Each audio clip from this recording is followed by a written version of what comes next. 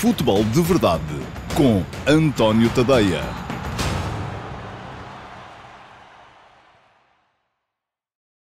Olá a todos e sejam muito bem-vindos ao Futebol de Verdade Flash para o Sporting 5, Sporting Clube Braga 0. A goleada do Sporting ao Sporting Clube Braga mostra que a estratégia não é tudo no futebol. Artur Jorge repetiu as marcações individuais e a dupla cobertura Víctor Gyökeres, que lhe tinham valido 1-0 na meia-final da Taça da Liga, mas a diferença para esse jogo foi feita pela eficácia dos Leões.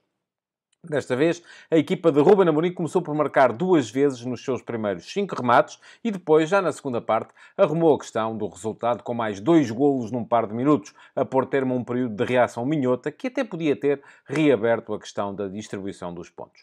Ruben Amorim trazia algumas alterações pontuais preparadas, como uma maior saída de Gyökeres da zona central, ou até a sua aproximação aos médios, em movimentos de apoio que se destinavam a atrair os centrais adversários, mas a chave do jogo esteve, por um lado, numa superior definição dos Leões perante situações de finalização e depois, já confortáveis com a vantagem, na gestão quase perfeita da partida por parte dos 3 de trás.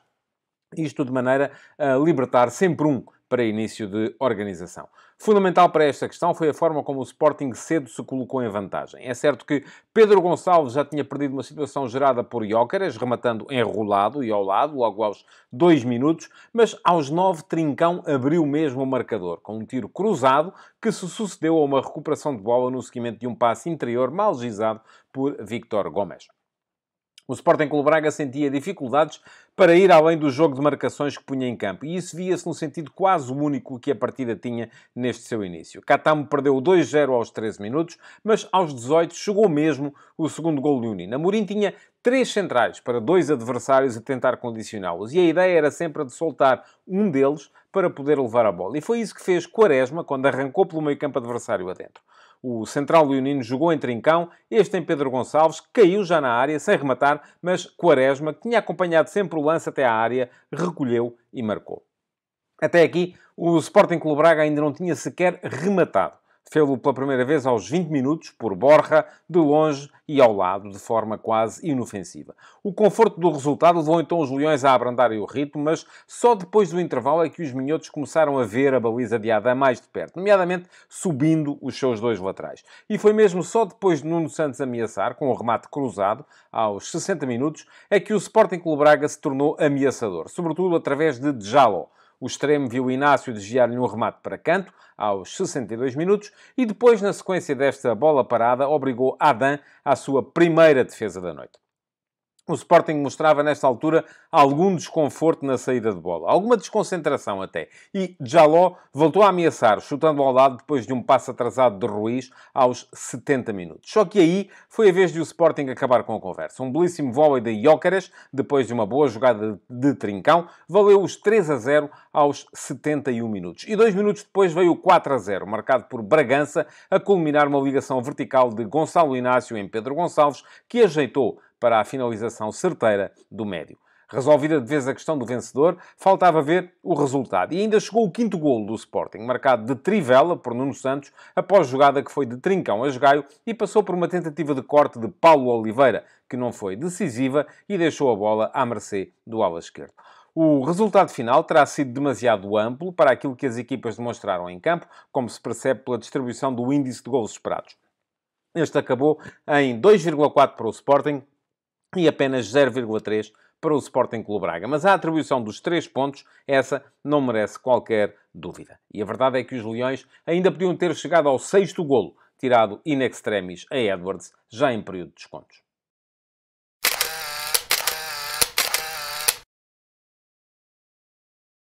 Ora, passemos então à fotografia tática deste jogo, que até no plano estratégico foi muito semelhante àquilo que se tinha visto na meia-final da Taça da Liga entre estas mesmas duas equipas, porque o Sporting Clube Braga voltou a utilizar a tal estratégia de marcações individuais a todas as unidades ofensivas da equipa do Sporting. Mas comecemos pela equipa da casa. O Sporting fez 3 alterações relativamente ao 11 que tinha utilizado em Leiria, à meio da semana, em jogo da Taça de Portugal. Trocou o guarda-redes, porque Franco Israel joga nas taças, mas quem joga no campeonato é António Adam. Trocou, além disso, o central esquerdo, saiu Mateus Reis para o regresso de Gonçalo Inácio, à posição que é dele, e promoveu a entrada de Morita no 11, saindo Edwards e avançando Pedro Gonçalves para o trio da frente. Assim sendo, o Sporting em 3-4-3, o seu sistema habitual, um bocadinho mais contemporizador nas introduções do segundo médio na linha da frente, porque quando joga ali Pedro Gonçalves é uma coisa, quando joga Morita é outra, mas ainda assim uma equipa capaz de criar inúmeros desequilíbrios no plano ofensivo. Adam foi o guarda-redes, depois centrais à direita Quaresma, à esquerda Gonçalo Inácio, pelo meio Coates. Na linha seguinte, Jani Catamo apareceu como ala direito, Nuno Santos como ala esquerdo e Yulman e Morita eram os dois médios. Mais fixo o dinamarquês, mais móvel o japonês. Na frente, Trincão partiu da meia-direita, Pedro Gonçalves da meia-esquerda e Gyökeres era, como habitualmente, o ponta de lança. O que é que isto provocava? E quais foram as alterações? Aliás, Ruben Amorim tinha dito que já tinha dito ao Víctor Gyökeres o que é que ele tinha que fazer caso se repetisse, como se repetiu a tal marcação dupla dos dois centrais da equipa do Sporting Clube Braga, Paulo Oliveira e José Fonte. Ora, Gyökeres assumiu uma atitude ligeiramente diferente, não procurou tanta profundidade, não foi tanto à procura da corrida para as costas, apesar dos laterais do Braga subirem muitas vezes em busca dos alvos do Sporting, até baixou muito mais em movimentos de apoio para tentar causar algum desconforto e arrastar os centrais do Braga daquela zona em que eles se sentem mais confortáveis, que é num bloco razoavelmente mais baixo. Ora, do outro lado, Artur Jorge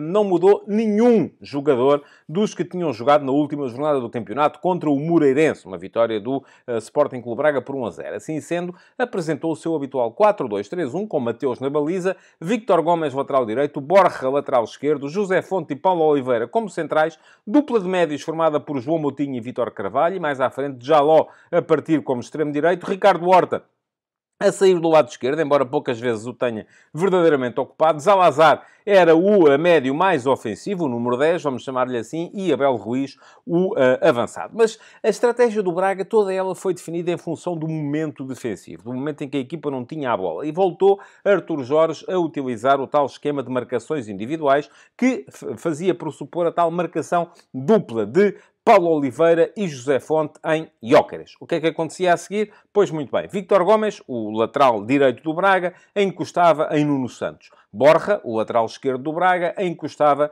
em Jani Catamo. Os dois médios do Braga, João Moutinho e Vítor Carvalho, iam também à procura dos dois avançados interiores do Sporting. Vítor Carvalho condicionava as movimentações de Trincão, e João Moutinho estava mais atento a Pedro Gonçalves. Mais à frente, o que se via era que Zalazar estava muito preocupado com Morita. E como era preciso alguém seguir Yulman, era Ricardo Horta, quem muitas vezes se desviava do lado esquerdo do ataque para aparecer também mais no corredor central para condicionar a ação do médio dinamarquês. E isto fazia com que mais à frente os dois homens que sobravam da equipa do Braga, Jaló e Abel Ruiz, tivessem três centrais do Sporting para tentar condicionar. A ideia inicial de Artur Jorge era que Jaló encostasse em permanência, ele partia como extremo-direito, encostasse em permanência no central esquerdo, Gonçalo Inácio, enquanto que do outro lado, Abel Ruiz era chamado a tapar as saídas de Eduardo Quaresma. Só que,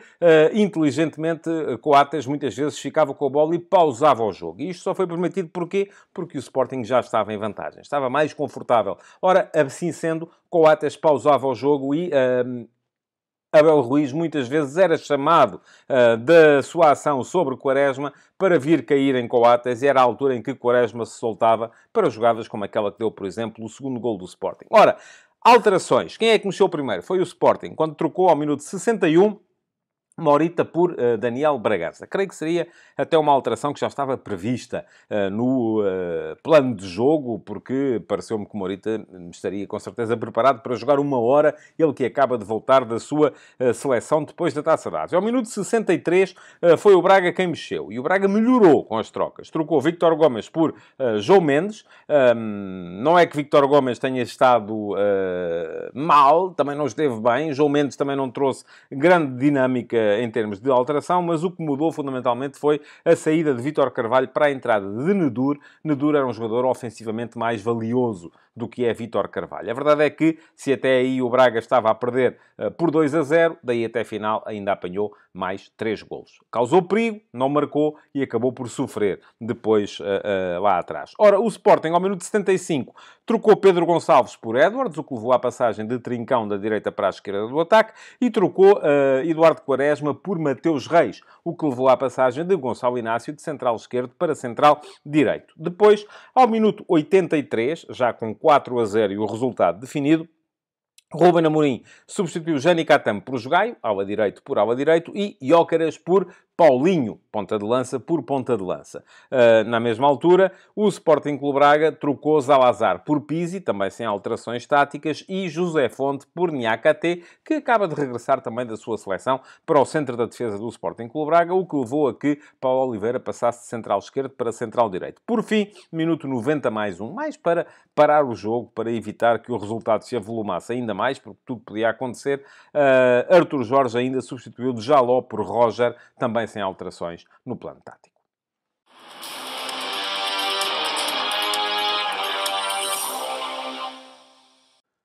Acabou por se revelar francamente desastrada a atuação da equipa do Sporting Clube Braga. Para olharmos para boas atuações, não é fácil, mas ainda assim há um esforço para ver algum mérito na atuação de Paulo Oliveira, que ganhou grande parte dos duelos que travou com o Vítor Gyökeres, mas numa altura em que o deixou com José Fonte, ele acabou por fazer na mesma o seu golo, o golo do costume. Depois daí para a frente, francamente, só mesmo de Jaló é que mostrou algum mérito. Foi dos pés e da cabeça dele que saíram as ocasiões mais perigosas do Sporting Clube Braga, mas foi um Sporting Clube Braga muito abaixo daquilo que é exigível numa equipa que é candidata, que já foi candidata ao título. Do outro lado, no Sporting, várias exibições de muito bom nível. Os três de trás foram sempre capazes de gerir o jogo da melhor maneira. Bem, sempre não. Houve ali um período no início da segunda parte em que pareceram até desconcentrar-se um bocadinho, mas ainda assim, quer os passos progressivos de Gonçalo Inácio, e ele está, por exemplo, no lance do quarto golo, quer as arrancadas de Eduardo Quaresma, e ele está no segundo golo, foram muito importantes. E a forma como Coates foi sempre capaz de temporizar, de pausar, de atrair a ele o Abel Ruiz para soltar, ou o Álvaro de Jaló para soltar os centrais do lado, que eram quem tinha que construir, acabaram por ser muito importantes. Não houve tanto destaque dos 4 homens do meio-campo, mas na frente houve uma super exibição, que foi a de Francisco Trincão. Trincão está um jogador indubitavelmente muito mais confiante, ele pressiona bem, e isso viu-se na forma como condicionou a construção do adversário e recuperou a bola para o lance do primeiro golo. Remata bem, e rematou muito bem também no lance desse mesmo primeiro golo. Esteve depois na jogada do 3-0, é do pé esquerdo dele que sai o cruzamento para Vítor Gyökeres, e esteve ainda numa variação de flanco que originou o lance do 5-0. Antes foi do pé dele também que saiu a bola para Jogaio, isolado no lado direito, antes da bola voltar ao corredor central, onde Nuno Santos fez o gol. Foi Trincão, para mim, o herói deste jogo.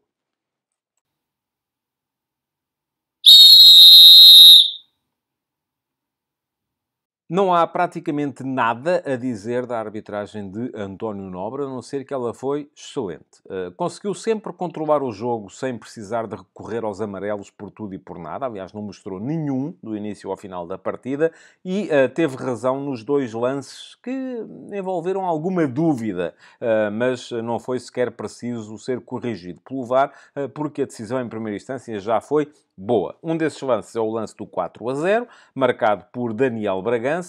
O árbitro auxiliar viu bem quando deixou a jogada prosseguir. Porquê? Porque Pedro Gonçalves estava, depois viu-se nas linhas, 21 centímetros em posição regular antes de ceder a bola a Daniel Bragança, que por sua vez estava 39 centímetros atrás da linha da bola. Portanto, tudo correto, tudo regular, bem decidido pela equipa de arbitragem de António Nobre. Por fim, ao minuto 85...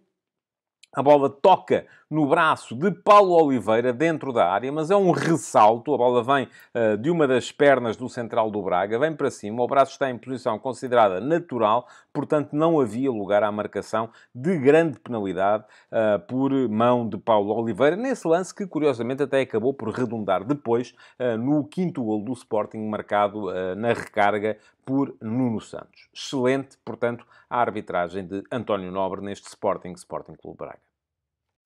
Futebol de Verdade